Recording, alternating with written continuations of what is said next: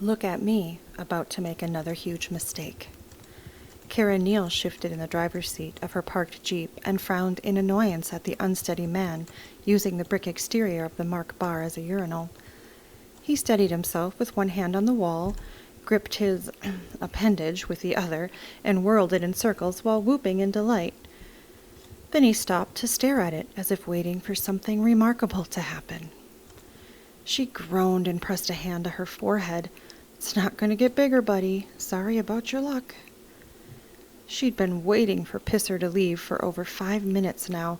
Pretty soon she was just going to call it and go home. It would be dark soon, and the Mark was a shifter bar. They came out in droves at night, and she could not afford to get tangled up with another sexy bear shifter who offered a little fun and distraction in the shadows.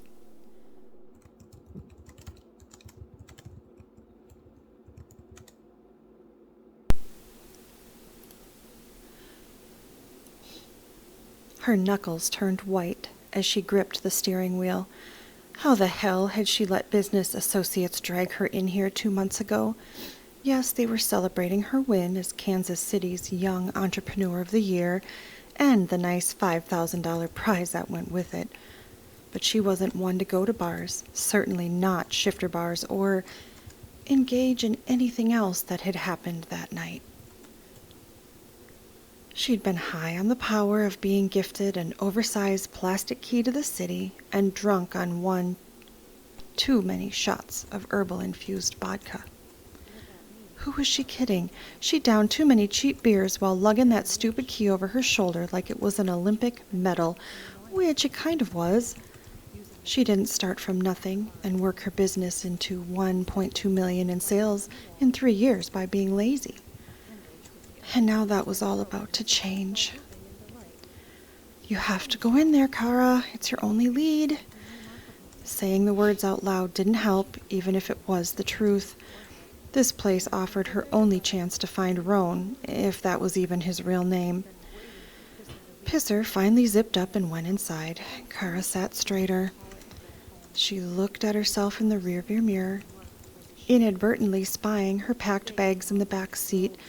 She'd just had a meeting with a high-end jeweler about potentially creating a line of engagement rings for their store, and she was supposed to be heading out of town for that vacation she'd promised herself she was going to take. She'd booked a hotel at Estes Park to get away and have a few days to think about the situation she was in, away from the prying eyes of her ever-present assistant, Olive.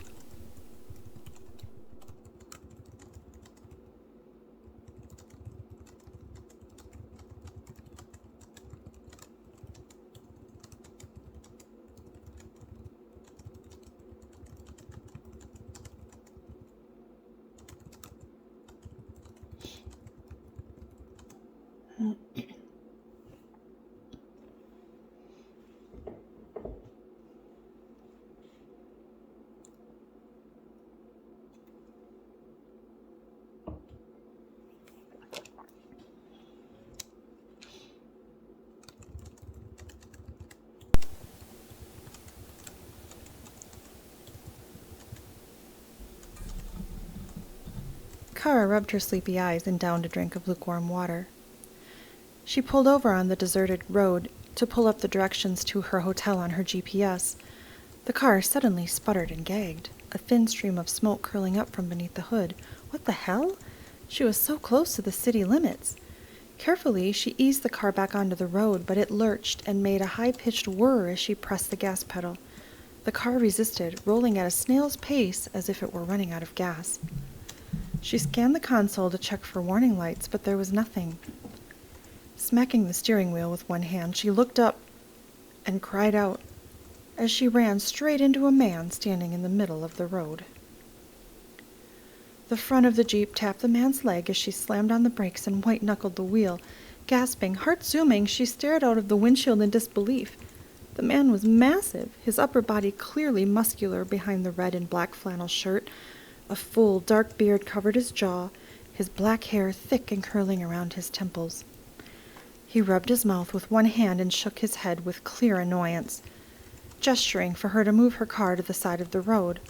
Kara gulped. Her body wouldn't obey. Her mind was spinning. She'd just hit a man.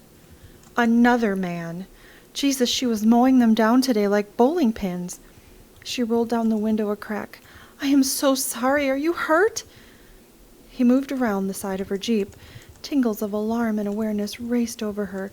He kept his distance and put his hands on his hips. He didn't look hurt. He looked big and, well, big, like he could get rammed by a semi and just shake it off. I'm fine. You were literally going 2 miles an hour. I know, but you're not the first person I've hit today. Christ, had she really just admitted that out loud?